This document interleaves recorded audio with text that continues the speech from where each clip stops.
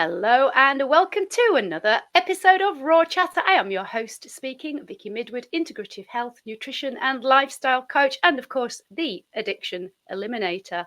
And have I got an amazing guest for you today, folks.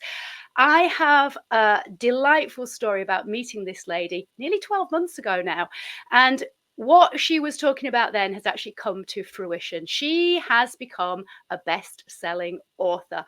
She is also a podcaster in her own right, and she is a social scientist. Dr. Gretchen Holmes PhD. I would love you to introduce yourself to our audience and tell them what was it that prompted you to write this amazing book, The Work in Between. Aw, thank you, Vicky. It's so good to see you. I can't believe it's been a year already. I know. Holy smokes. I'm so excited to talk about my book.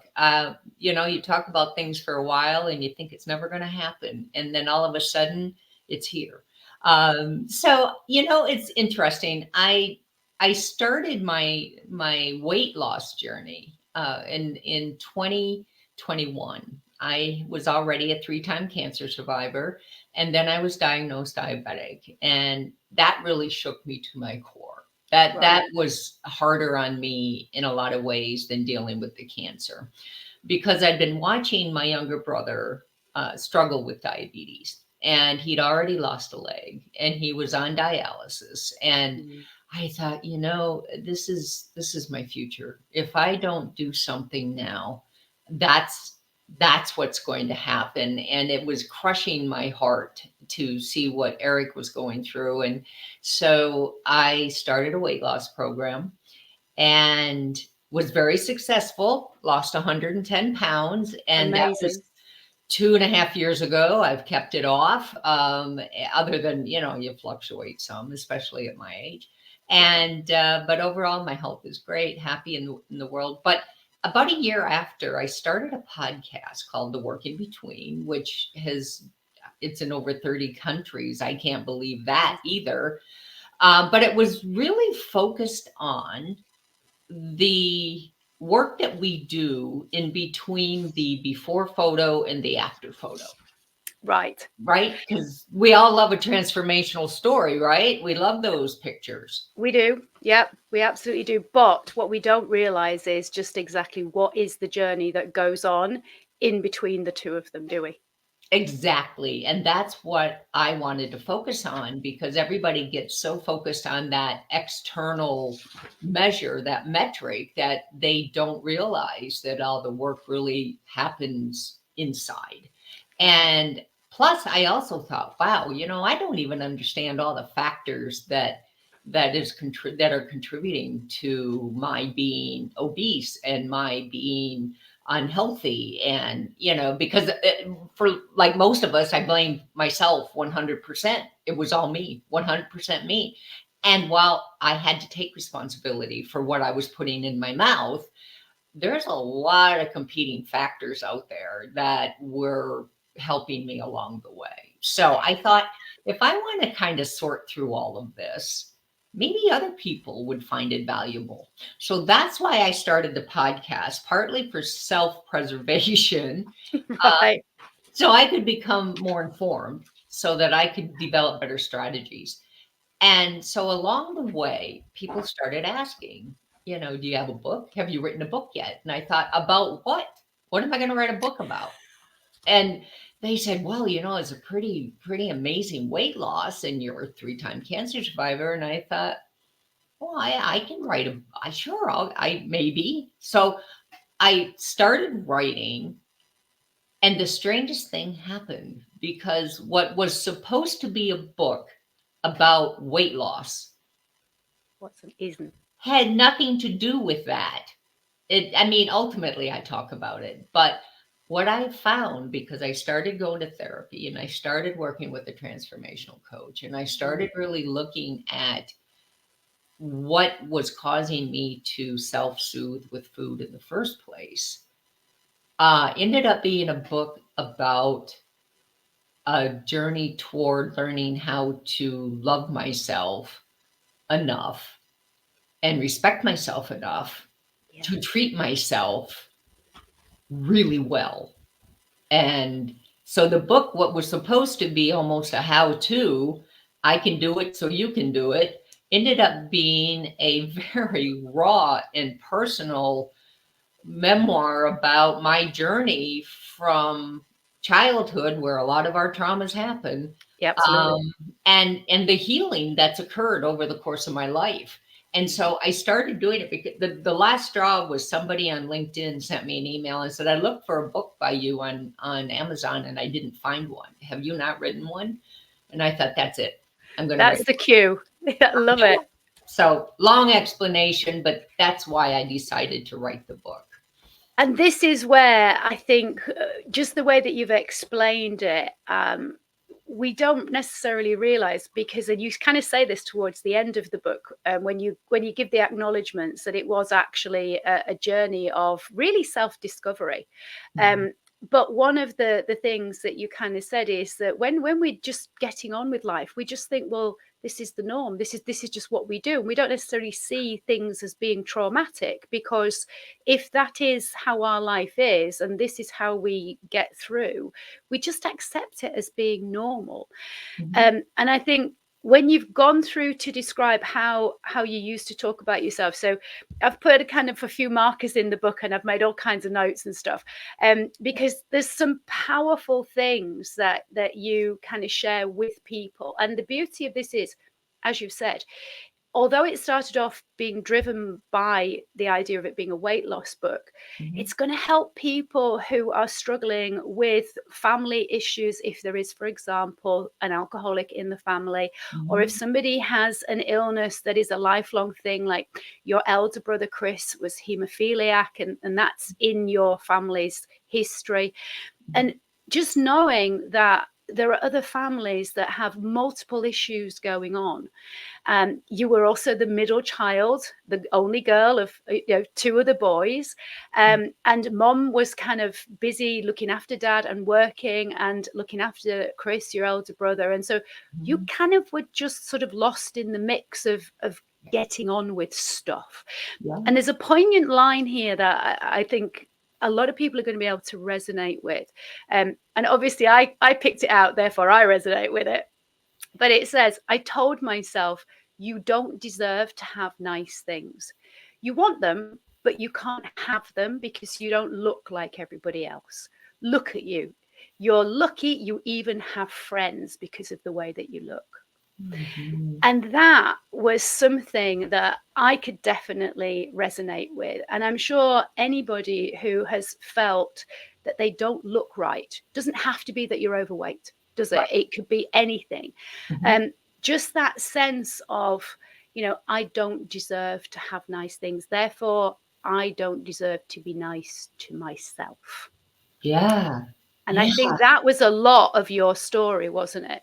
It was, and though I didn't realize it, because like you say, you normalize it, and we don't necessarily have that conversation when you're a kid and say, wow, I'm really having self-doubts here. I don't think I'm treating myself very well. That's not how it happens. You just kind of accept whatever your thoughts are as truth. And it is, because that's what you know. It wasn't until I was much older that I realized that I was constantly settling.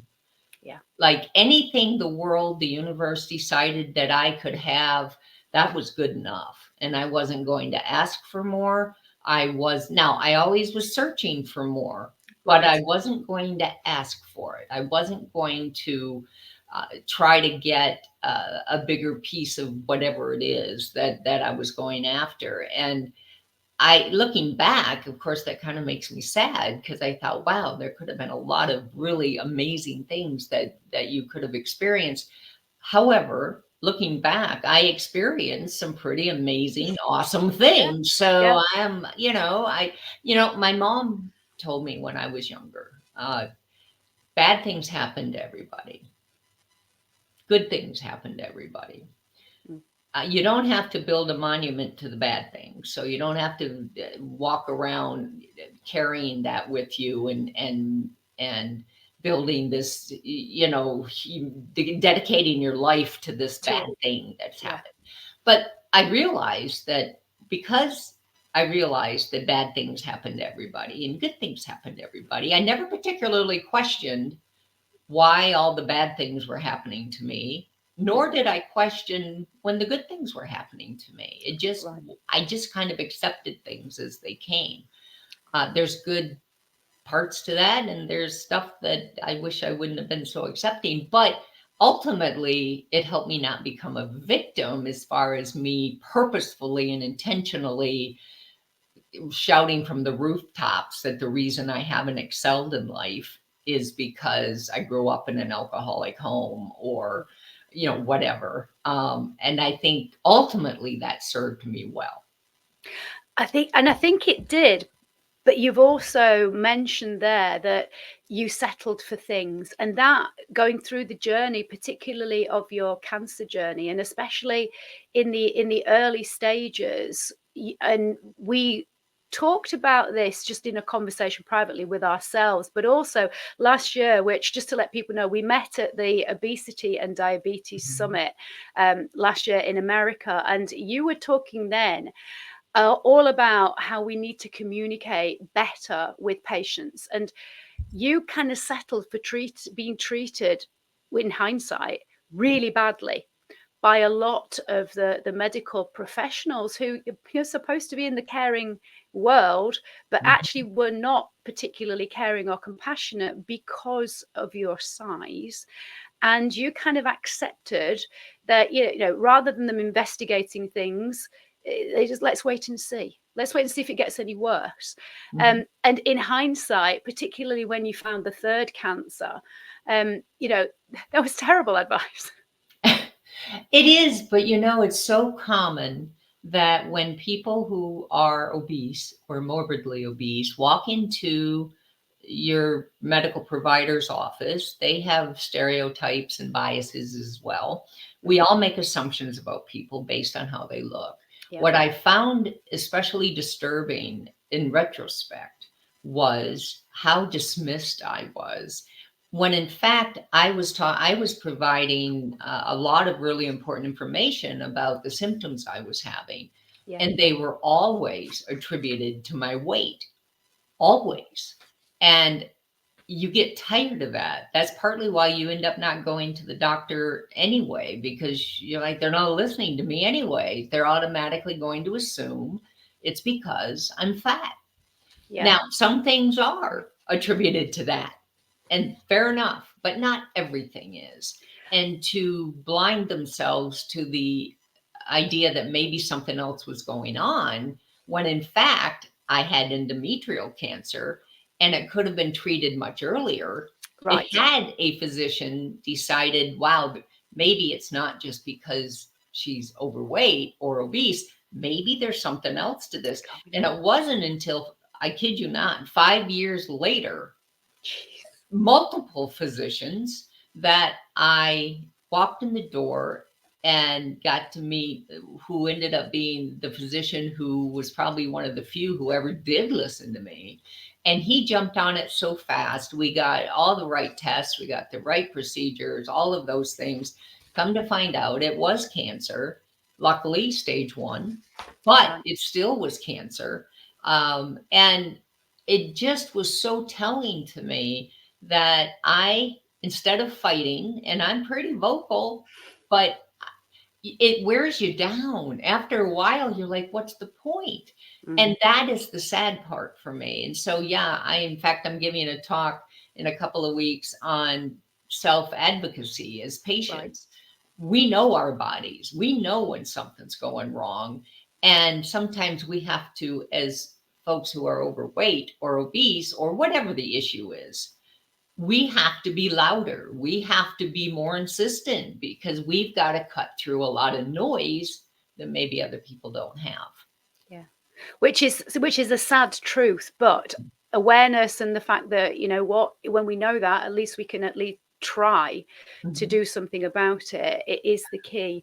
And I love that what you said there is that you, because you put up with the bleeding and the uncomfortable, all of those symptoms, Mhm. which again, as you say in the book, in hindsight, it actually did affect your quality of life ridiculously. Oh, But awful. but you were just getting on with it, and 5 years is a heck of a long time to be putting up with that. And anybody who's struggling with any issues, whether it's anything like PCOS or really terrible issues around their periods, will know that when you're in pain consistently, it's miserable. Yeah. It affects everything and everybody around you, doesn't it? Oh, it does. It does. And anybody who makes do and accommodates knows that you just figure out strategies on how you can just continue to live your life. So you don't even realize how ridiculous some of these things are until you don't have to do them anymore. And yeah, I mean, it wasn't until I was practically hemorrhaging in the restroom at work that finally got somebody's attention on the first time. And yet again, they still were very patient and we're going to watch it and here's some medicine. And when I found out another colleague of mine, pretty much the same age, going through exactly the same thing, Wow. but she was not overweight, they treated it much more aggressively. Mm, She didn't have cancer. I right. did. And Yeah. so the disparity there is uncomfortable at best, but I find it really upsetting because there's so much additional suffering going on that we, after a while, like I said, we don't even talk about it. We just make do and we figure out a way around it. And that's what we do. And I did that as a young girl growing up in an alcoholic home. I did it as an obese person going throughout my entire life. I just accommodated. I self-censored. I tried to live a full life, and I'm not saying I didn't, but I know that I definitely opted out of things Right. because of the limitations or how I felt people were going to perceive me. Because why put yourself through that any more than you have to? And then what I realized was, even though I used to get all sorts of nasty comments, the public is very vocal about what they think about you, Mm. they were nothing compared to the messages I was telling myself.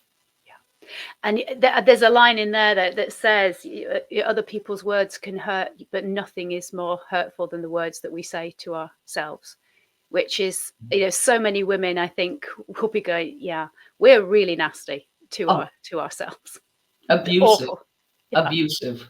Yeah. And that this is the overriding, I felt, message from the book was, you have to appreciate your positives. You have to appreciate what is good about you. And that's not something that you ever sat down and thought about, because even the fact that when you recognize that you've got now all of these qualifications, and I mean, just pursuing like you did to get your PhD before then moving on, so many people would have probably thrown in the towel. I mean, it took you 10 years, didn't it, to get the PhD? And this No, is actually, where, no, I'm sorry. The PhD I got done very quickly. I got it done in 4.5 years, but it took right, me 12 years to get a bachelor's degree. right. So it was the bachelor's degree that took you Yeah. a long time, right? And so Yeah. when I was reading that through, I was just like, that's in and of itself, that's quite incredible mental determination and stamina, because you didn't find studying easy either, did you? To begin with, you got excellent at it, but you certainly didn't. Well, nobody in my family had ever gone to college before. And it was really important to me to go to college. I just didn't know how to do it. Right. And there wasn't money set aside for me to go to college. Nobody was offering me, oh, here's your college fund. Where do you want to go? And it's okay. There are other options. A lot of people don't get a college fund, but I had to work and go to school.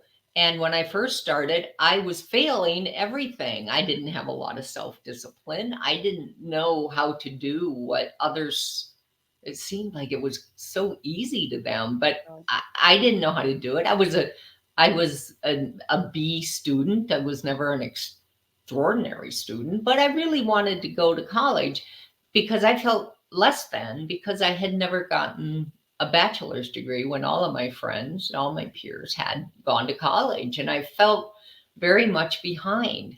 And so I struggled with that.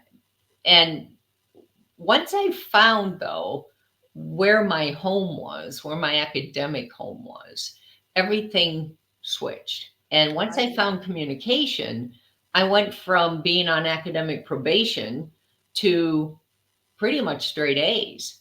And then I Wow. got the hang of it. Then I started to figure things out. But then life got in the way. And then I had to work. And then I couldn't take classes. And then my credits started to fade away because they were so old. And I was always really upset. And I was talking to a friend of mine one night and I said, you know, I'm going to be 30 years old with a college degree. And that nobody should have to take that long to get a degree. And he said, you're going to be 30 years old anyway. Do you want a degree or you want to not have a degree? And I thought, oh, Yeah. okay, well, that's true. So I'd rather have a degree. So I went back to school, was able to finish in a couple of years, went to NYU. It was amazing. And so then I graduated magna cum laude. I mean, I did great. And then I Yeah. went and got my master's, and then I went and got my PhD. And I figured that whole school thing out. But that's such a powerful message, I think, for anybody listening, whether they're a young person who is in the university degree phase themselves, or you're a parent of a child who is going through that and is maybe struggling. Um, it's so important to realize that it may just be that it's not the right course, or it's not the right subject, and it doesn't mean that you're never going to get a degree and that you're a failure. Because I think that particularly now, with so much emphasis on social media with productivity and achievement, and you've got to have this kind of status, the idea that potentially you've chosen the wrong thing and that you might have to switch is still, I think, seen as a failure. And it's just not, is it? Oh, no, no. Sometimes it's the wrong field, sometimes it's the wrong time. Yeah.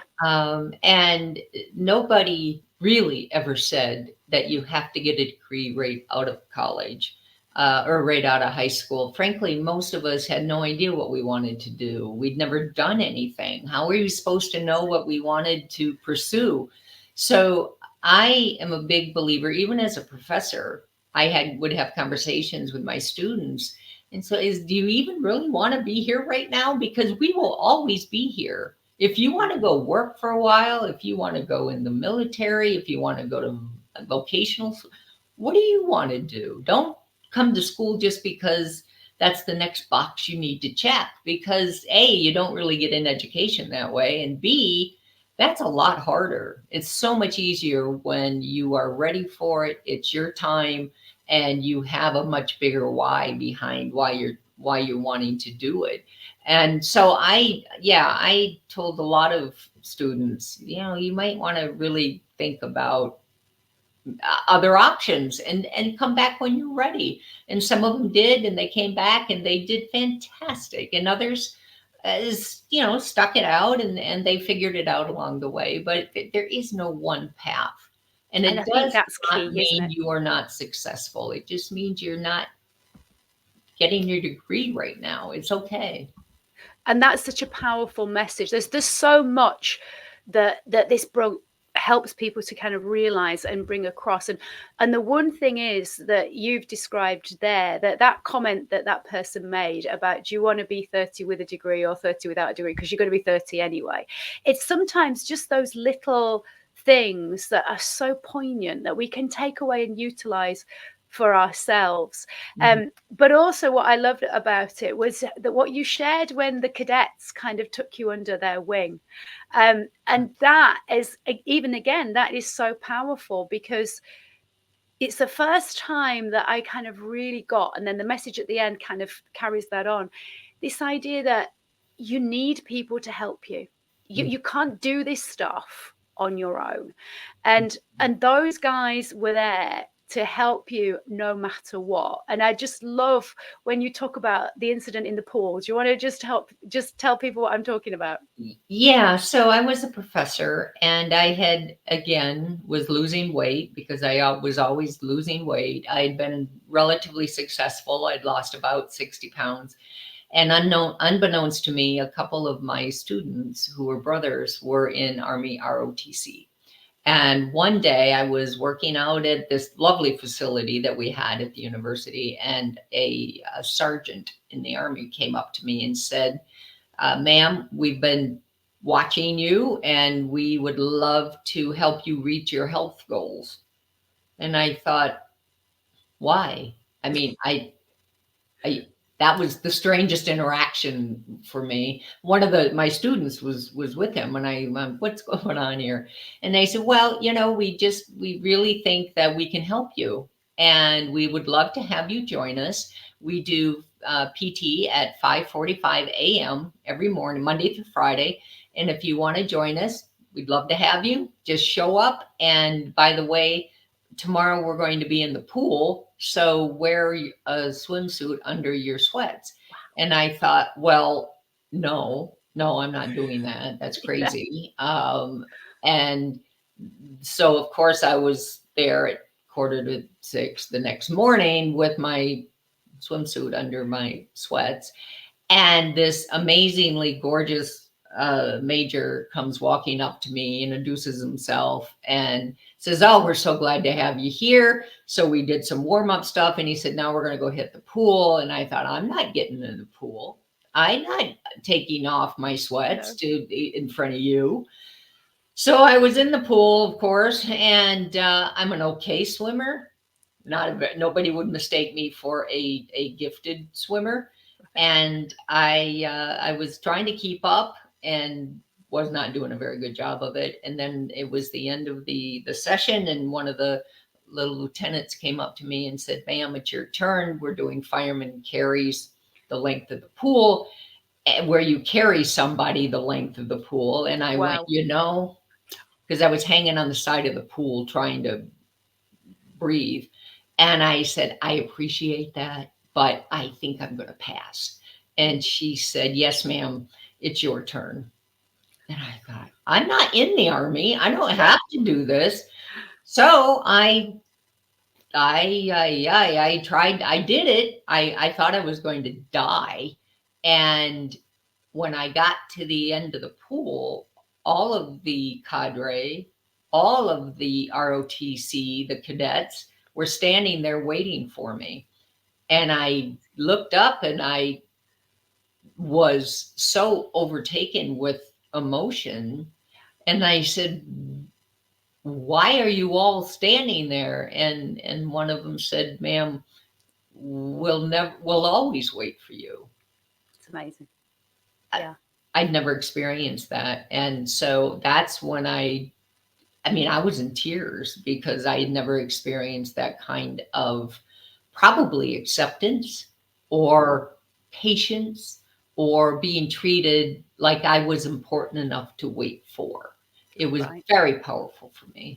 Yeah, and it's really powerful to read that in the book, and that's why I wanted to share it, because I think that was a big shift for you to, because that bit that I shared before, how you really didn't think you deserved anything, and you definitely didn't speak to yourself nicely. All of a sudden, you actually felt part of worthy enough, even if it was didn't last. At least you knew what it felt like, and they really did champion you, didn't they? They Yeah. really did support you through that journey. Mhm.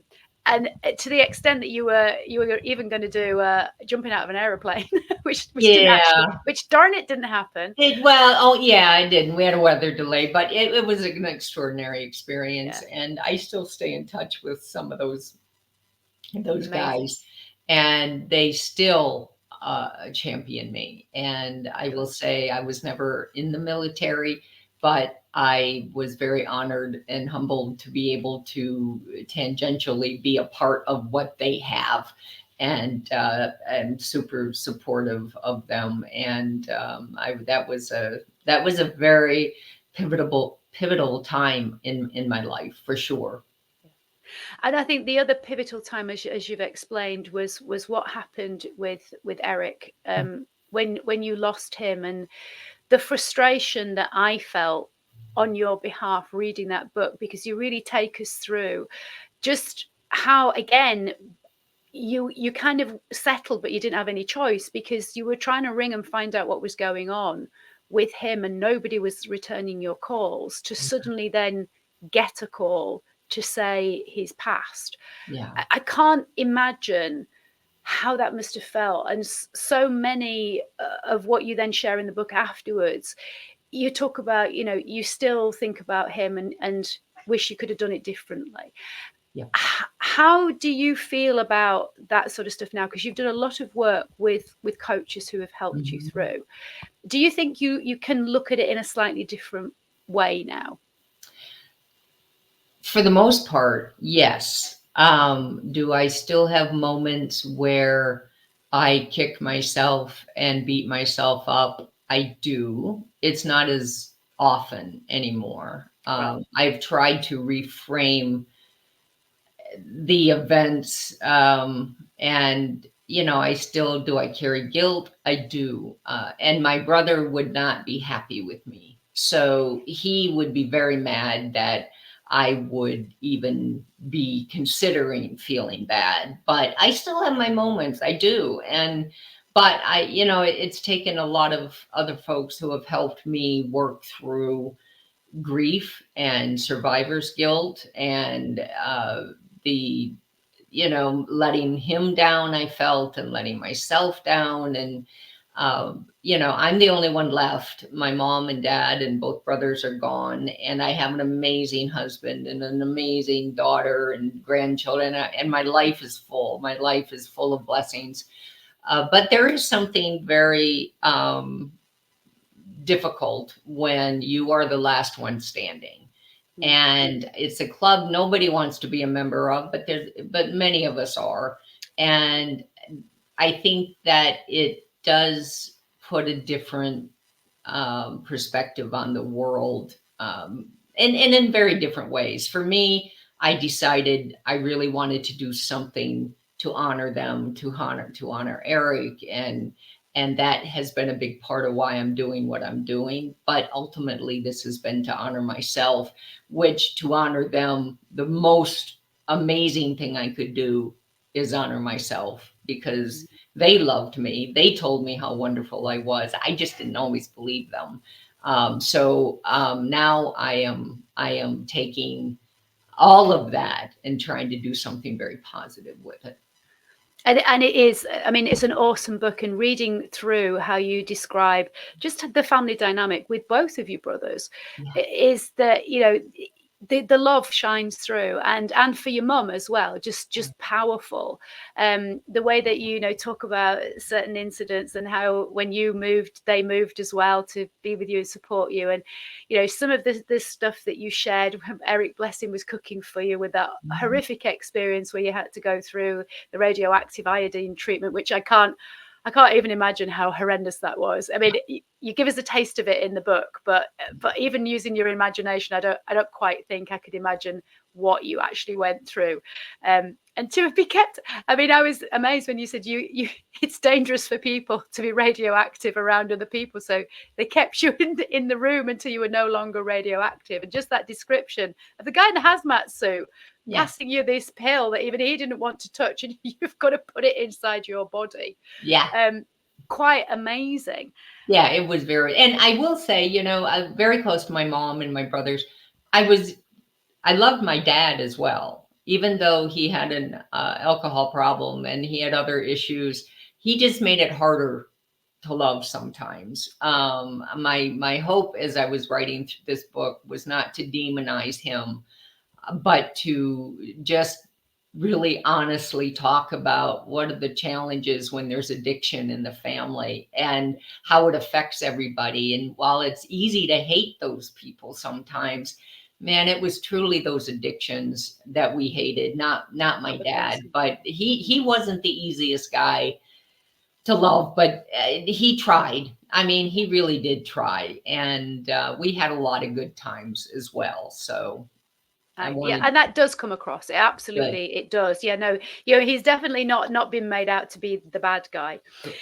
I think one of the other powerful things was when you shared that we started this podcast, you said your weight loss journey really started kind of later on, but you've been on and off really the Yeah. whole of your life with issues around food and weight and what have you. Mhm. And but you decided that this time you needed to do it differently. And I love the bit that you share when you recognized that you didn't want to do what you'd done before, where you'd been following the Weight Watchers program and then you'd come off it and then you'd put the weight back on and then you go back on and all of that.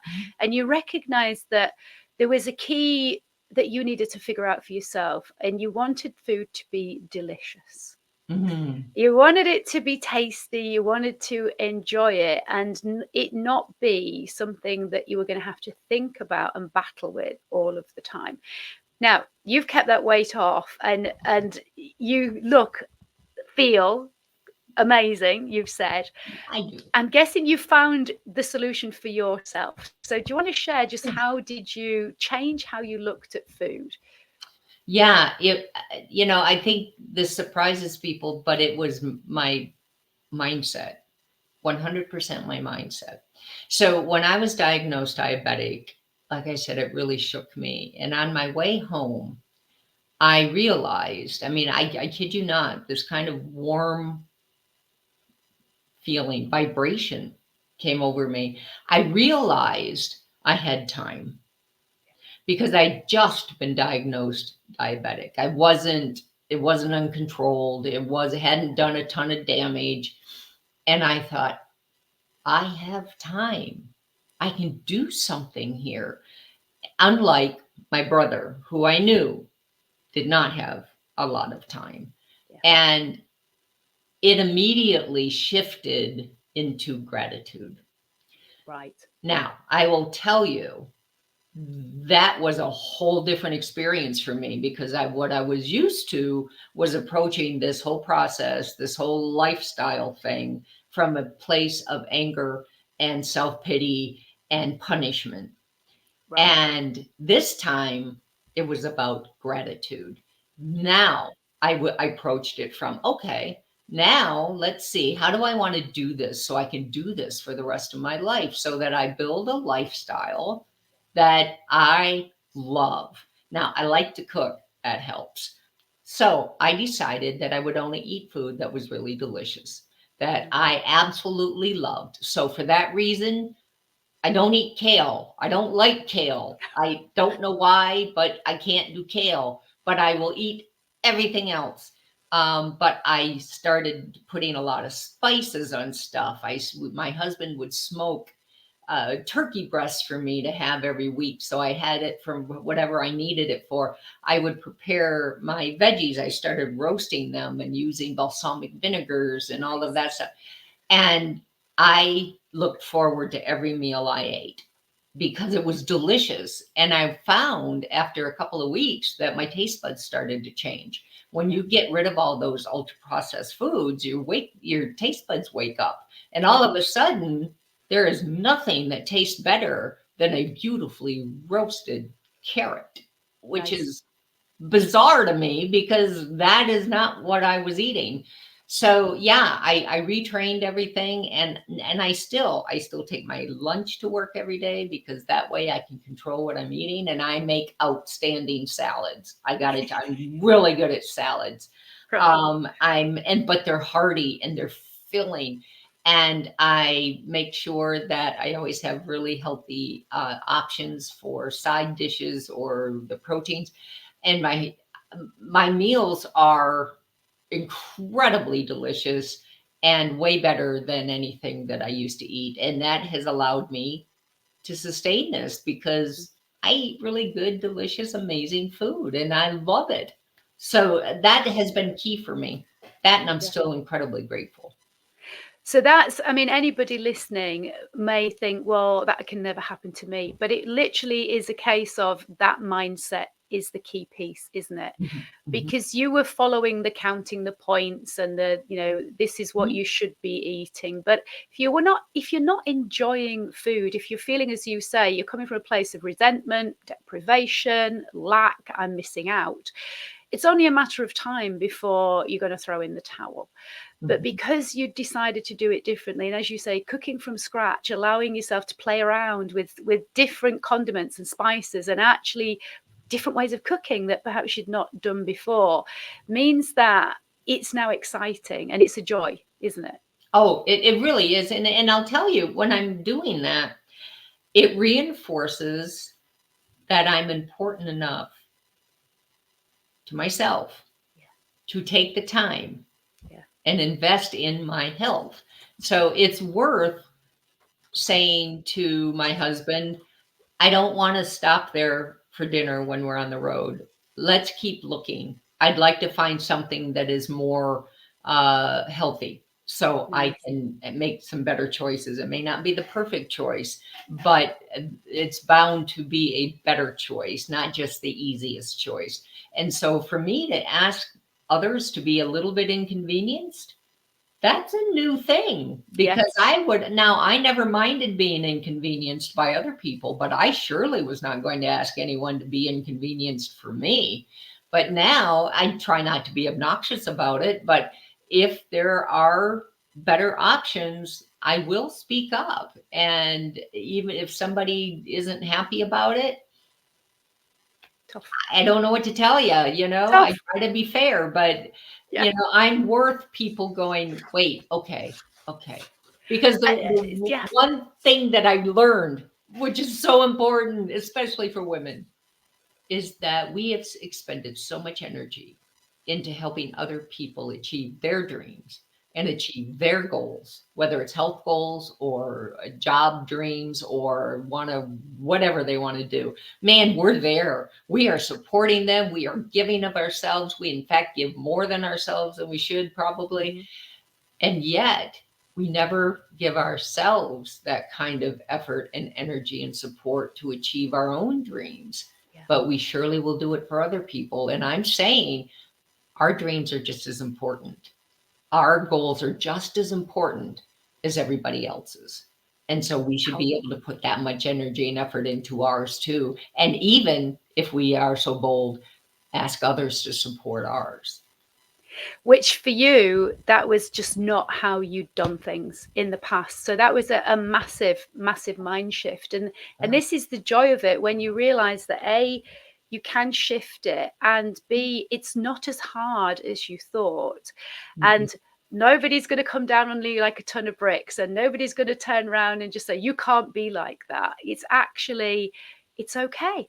And not only is it okay, it then gets to be quite empowering, doesn't it? There's Yeah. a line that you said, and I just want to quote this. It's on page 143 of the book, that, and I think this is kind of really puts that in just a single sentence. Once I started loving myself, my eating fell in line.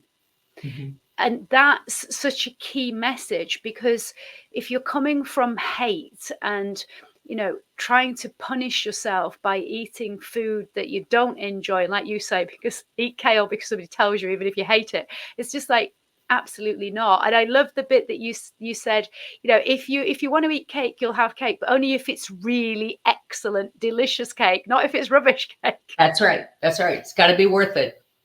Yeah. And the other thing that I think you said as well, which is, it's a powerful message. I think it's the start of chapter 19. It starts with, I found my voice, speaking out. You're speaking out. Mhm.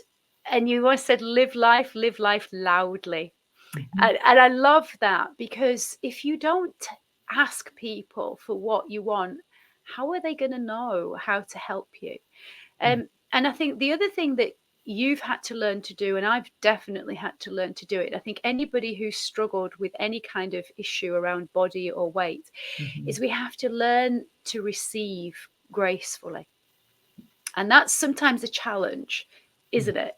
Oh, oh, it is. And I think part of it's because the voices in our heads are so loud, filled with negativity and unworthiness and self-hate and shame, and you name it, all of them, that I think it is incredibly difficult to not only give ourselves grace, which is really hard, but we really need to learn how to do that. Yeah. But to, the dichotomy here is we so desperately want that from other people. We want acceptance and we want love and we want friendship and we want all of that connectedness.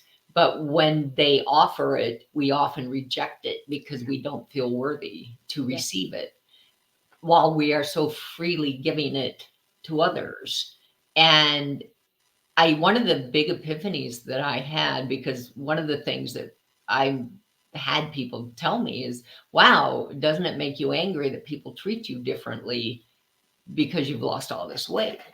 And I said, no, because I treat me differently because I lost all this weight. Why would I Right. expect other people to not treat me differently? And I think it had more to do with I treat myself better, which I think even if I hadn't lost all the weight, I still think I would be treating myself a whole lot better than I used to, because I Right. had come to peace with who I am and the fact that I deserve to be here, and my life is just as important as other people's lives, and I don't care what the scale says.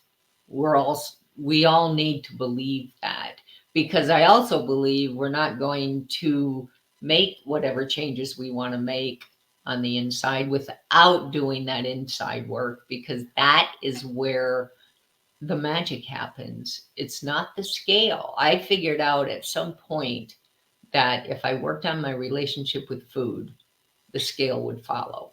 Correct. And it did. Yeah. And it wasn't about the scale. I didn't really care how long it took. I just wanted to feel better. And now, don't get me wrong, I like shopping now. Man, my closet is ridiculous. And I like feeling good and looking good and all that. I do. Mhm. But the gift for me was forgiveness, self-forgiveness, and really healing a lot of what I was still carrying with me into adulthood. So I've learned to let a lot of that go. And now there's so much more room for joy and happiness, even with all the loss, even with all the bad stuff. I still think I'm probably overly blessed in many ways because of my family's the family I had, the family I have now, my friends, my new friends, friends I haven't met yet, my job, my all of these things. I mean, who gets to be loved so much? And so, but it all started because I finally figured out I was worth loving. And it's cliche, but it's so true. It is Yeah. so true. And it is. And I think the thing that the overriding message is that you can't help yourself if you hate yourself. You can't Oh, heal through hate. And you'd sometimes need to allow people to just give you that support. And this is where coaches come in. This is where listening to podcasts like this, like the podcast that you share with some incredible people that you've had on there, because sometimes when we realize that other people have done it and their story is similar to ours, and we understand, they're talking our language, you can mhm. suddenly go, well, okay, maybe I can then, just maybe, because that's all it takes, isn't it? Just a little chink of maybe I can feel differently, do it differently. Let's just give it a go. And that is when the work can then begin. Yeah. And as you say, it's the internal work. So this is an awesome read. I have to say, folks, it's one of those where just set yourself aside 2 or 3 hours, because once you start, you're not going to want to put it down. I certainly didn't. You can get it from Amazon. It's available on Kindle version as well as paperback. Where else can people find it, Gretchen? Well, thank you for your kind words. I am very proud of this work, and I hope that what it does is provide people with hope and an empowerment, to know that they can do it. They truly can. I think we connect most strongly through our stories, and when we are really honest, and I am probably overly honest, I think that's when we start to realize, oh man, I'm not the only one that's suffering with this kind of stuff. There's other people that are just as messed up as I am. But you can find it. You can go to my website, which is GretchenHolmesPhD.com. There are links there. You Cool. can find it on BarnesandNoble.com, of course, Amazon. You can go to the publisher, Page and Podium Press. That's also on my website.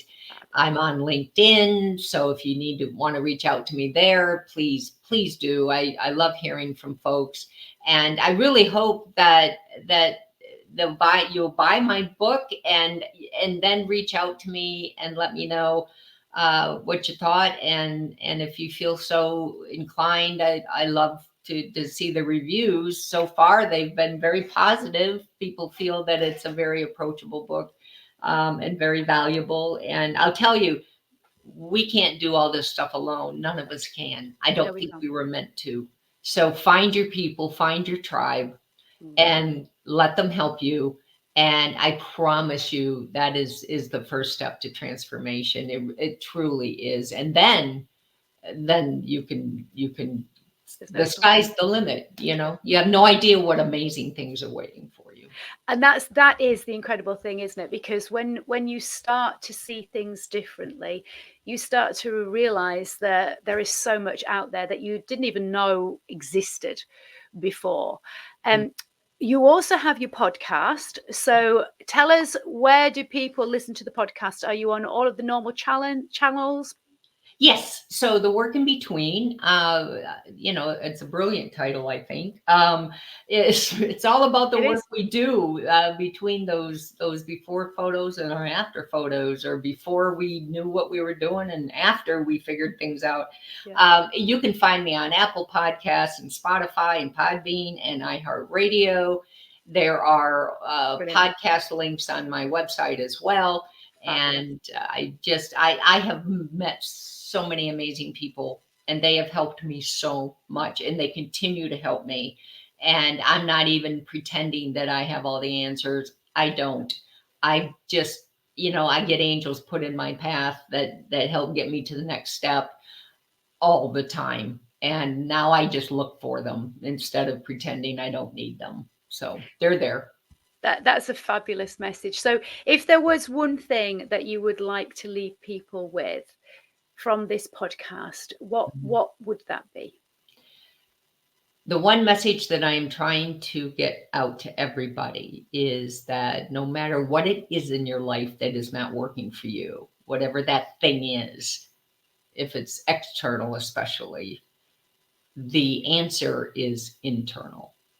It is all about doing that inside work in order to whatever your goals are. So look internal instead of, you have weight to lose. What does the scale say? Don't worry about that. Look internal, because that's where those answers are, and get somebody to help guide you through that path.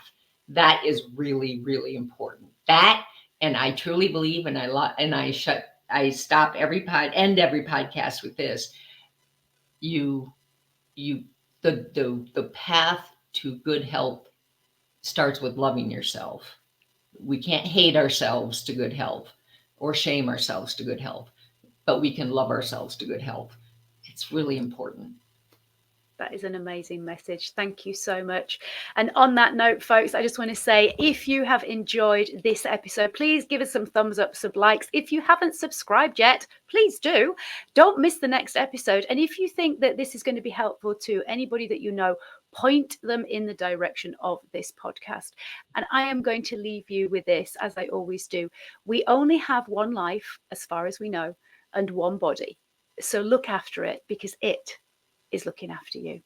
Gretchen, thank you so much. And until next time, take care of yourselves, folks. Goodbye. Thank you.